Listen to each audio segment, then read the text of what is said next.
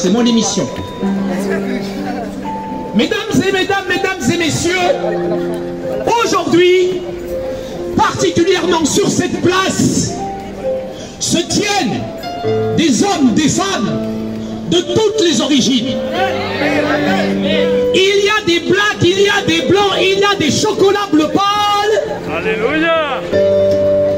Il y a des juifs, il y a des arabes, il y a des chrétiens, il y a même des crétins. Alléluia. Mais il y en a un qui nous a libérés. Il y en a un qui nous a changés. Il y en a un qui nous a transformés. Il y en a un qui nous a libérés. Il y en a un qui a changé nos vies. Il y en a un qui a transformé notre existence.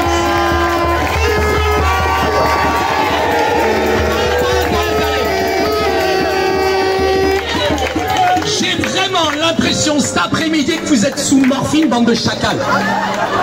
Il y en a un qui nous a libérés, il s'appelle. Qui nous a libérés, il s'appelle. Il y en a un qui a transformé ta vie, transformé ton cœur, libéré ta vie, il s'appelle.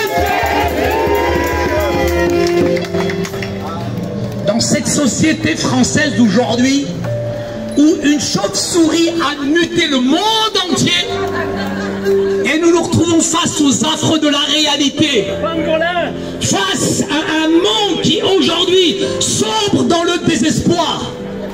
Mais il y a un livre en France, français, qu'on a méprisé, un livre qu'on a mis de côté, un livre qu'on a rejeté, qui me donne cette espérance aujourd'hui, et ce livre s'appelle La puissance de la parole de Dieu, la Bible. Dans la parole, il est écrit d'une manière claire, d'une manière puissante.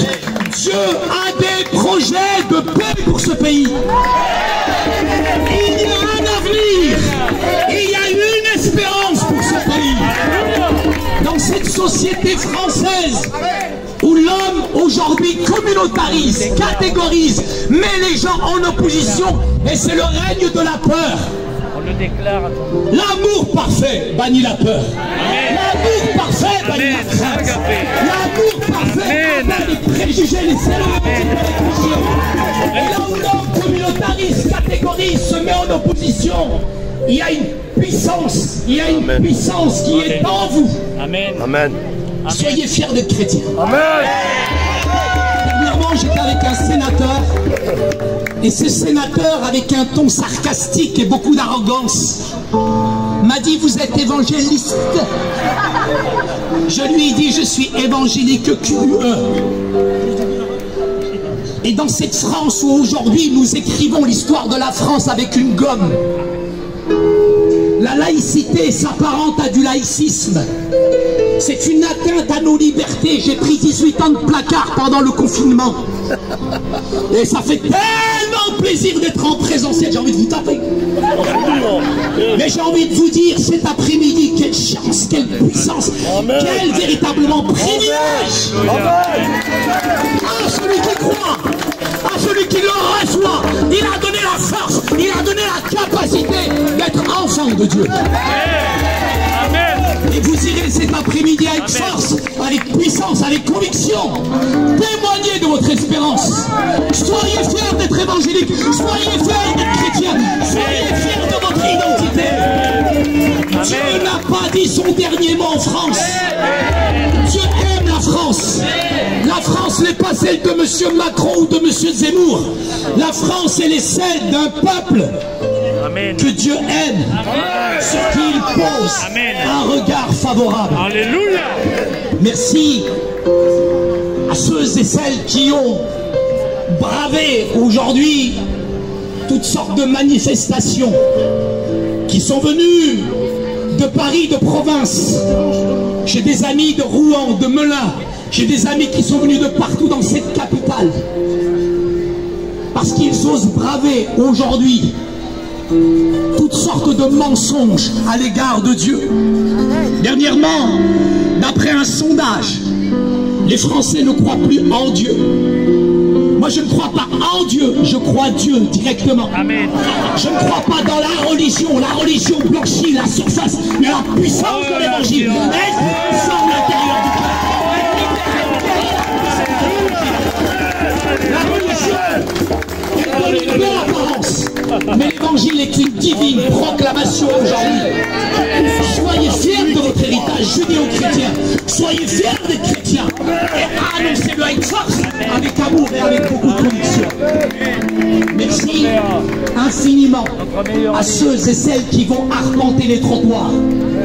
Peut-être que tu as la boule au ventre, peut-être que tu as peur, et tant mieux si tu as peur, parce que tu raconteras moins de bêtises. Mes amis, cet après-midi, il faut beaucoup d'humilité. Parce qu'il y a trop d'évangélistes interplanétaires et galactiques et au-delà. Mais aborde les gens avec amour, avec compassion. Parce que la France dans laquelle nous sommes aujourd'hui est dans la décadence. Mais tu peux faire la différence avec un nom qui est au-dessus de tous les noms cet après-midi. Merci aux organisateurs. Merci infiniment aux organisateurs. Le temps que Chris et le groupe se préparent sur le devant, le temps que Chris et le groupe se préparent sur le devant avec une guitare, j'aimerais vraiment laisser honorer mon ami Chris Campion que vous avez entendu. Alléluia. Frère extraordinaire, un frère qui a plein d'amour, un frère qui a plein de compassion. J'aimerais vraiment que ces frères qui sont là, qui sont forains, je ne sais pas si vous réalisez cet après-midi, on est là de toutes les origines. Et il y a beaucoup de politiques aujourd'hui qui prient pour la paix, pardon, qui travaillent pour la paix. Je ne sais pas si vous réalisez le déficit qu'il y a à Paris, 6 milliards. Le déficit qu'il y a partout dans le monde entier. Avec l'argent, tu peux acheter des médicaments, mais pas la santé. Avec l'argent, tu vas acheter un lit, mais pas le repos. Avec l'argent, tu peux aller dans la meilleure boîte de nuit. Mais tu ne seras pas pourtant heureux. Mais il y en a un qui nous a donné gratuitement.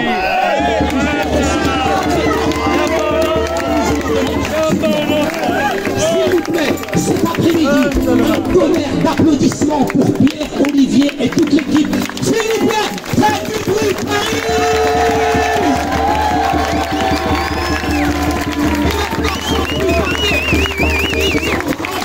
Ils ont rempli Bercy, ils ont rempli le Stade de France.